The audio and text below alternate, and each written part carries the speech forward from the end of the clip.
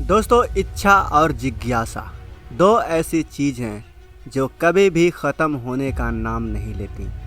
हम जितना अंतरिक्ष के बारे में जानते जा रहे हैं, उसे और भी ज़्यादा जानने की हमारी इच्छा बढ़ती जा रही है।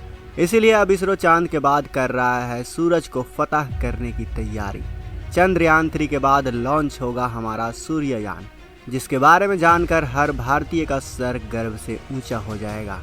लेकिन सूर्ययान के बारे में जानने से पहले हम हमेशा की तरह आज भी आपसे यही कहेंगे कि हमारे वैज्ञानिकों का हौसला बनाए रखने के लिए जितना वो दिन रात, हर घंटे, हर मिनट, हर सेकंड चंद्रयान 3 के ऊपर मेहनत कर रहे हैं, उस हौसले को बनाए रखने के लिए इस वीडियो को लाइक करें, अपने दोस्तों के साथ शेयर करें, ताकि हर भारतीय आज हमारे वैज्ञानिकों के मेहनत के बारे में जान सके। खैर चलिए अब मेन विषय पे आते हैं। दोस्तों, जुलाई 2023 में इसरो ने अपने बाहुबली चंद्रयान को लॉन्च कर दिया, जो चांद को अपने मुट्ठी में करने के सफ़र में आगे बढ़ रहा है। और अगर सब कुछ सही रहा तो 23 अगस्त के दिन चंद्रयान का विक्रम लैंडर चांद की सतह पर लैंड कर जाएगा। इसके 3 दिन बाद 26 अगस्त को सूरज के लिए सूर्ययान निकल जाएगा, जिसकी तैयारी इसरो पिछले 15 सालों से कर रहा है। गौर कीजिएगा दोस्तों, 1-2 साल नहीं बल्कि पिछले 15 सालों से हमारा इसरो सूर्ययान मिशन की तैयारी कर रहा है। सोचिए, यह मिशन इसरो के लिए और हम भारतवासियों के लिए कितना अहम होने वाला है।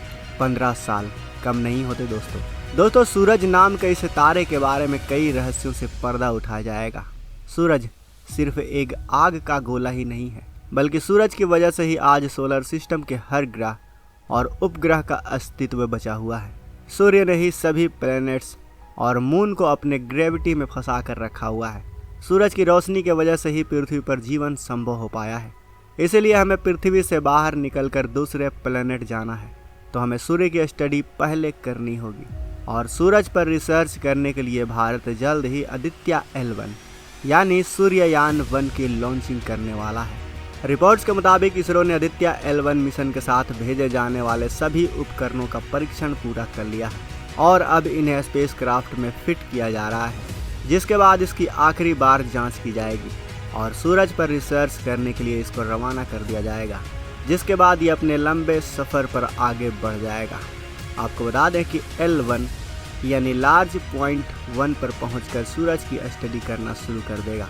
दोस्तों, इस मिशन के बारे में डिटेल से बात करें तो आदित्य L1 मिशन का नाम संस्कृत शब्द से आदित्य पर रखा गया है, जिसका मतलब होता है सूर्य, और L1 का मतलब होता है लार्ज पॉइंट यानी वो जगह जहां इसे सूरज की स्टडी करने के लिए स्थापित किया जाएगा।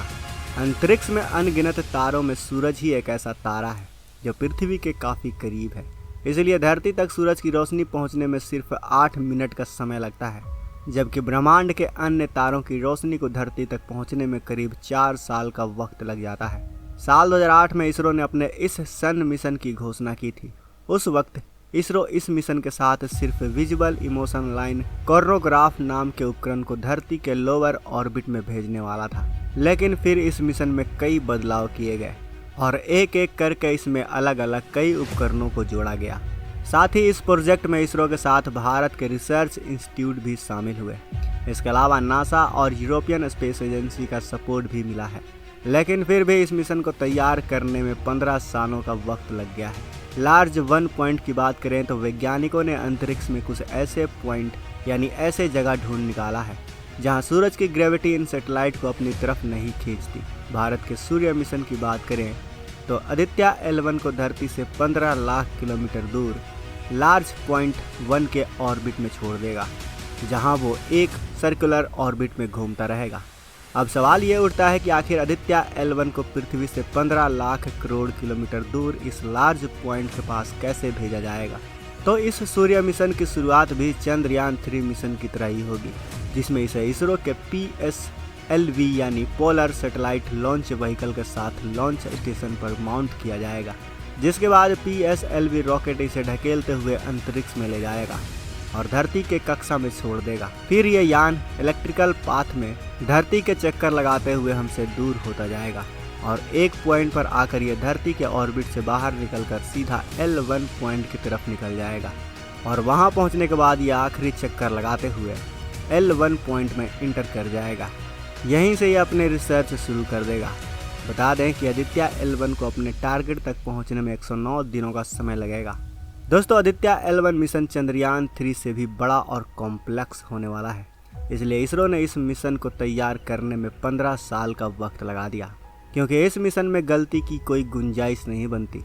अब आदित्य L1 मिशन के रिसर्च की बात करें तो सूरज की स्टडी के लिए इस स्पेसक्राफ्ट पर टोटल 7 उपकरण लगाए गए हैं, जो 24 घंटे सूरज की स्टडी करते रहेंगे और धरती पर इसरो के हेडक्वार्टर में डेटा ट्रांसफर करते रहेंगे।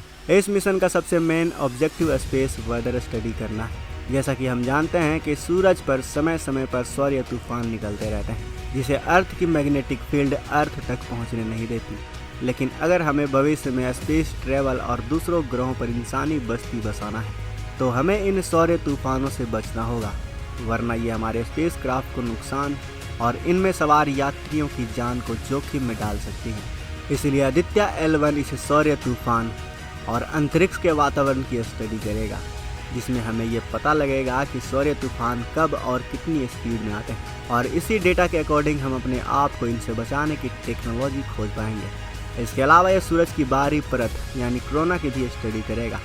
आपको ये जानकर हैरानी होगी कि सूरज में न्यूक्लियर फ्यूजन की प्रक्रिया होने की वजह से इसके कोर का तापमान 15 मिलियन डिग्री सेल्सियस तक होता है। वहीं यह तापमान कोरोना यानी इसकी सतह तक पहुंचते पहुंचते सिर्फ 6000 डिग्री सेल्सियस हो जाता है, जबकि कभी कभी कोरोना का तापमान 1 मिलियन डिग्री सेल्सियस तक पहुंच जाता है। तो सूर्य के तापमान में इतने ज़्यादा बदलाव आखिर क्यों होते हैं, यह वैज्ञानिकों के लिए काफ़ी बड़ा रहस्य बना हुआ है, और इसी रहस्य से पर्दा आदित्य L1 उठाएगा, यानी हमारा सूर्ययान 1 उठाएगा, जिसका बजट सिर्फ 378 करोड़ बताया जा रहा है। वैसे दोस्तों, आपको इस मिशन के बारे में जानकर गर्व हुआ हो, अपने इसरो की टेक्नोलॉजी के बारे में जानकर गर्व हुआ हो, तो अपने विचार इस वीडियो के कमेंट बॉक्स में ज़रूर शेयर करें। बाकी इस वीडियो को लाइक और अपने दोस्तों के साथ शेयर करना बिल्कुल भी ना भूलें। मिलते हैं अगले वीडियो में। जय हिंद।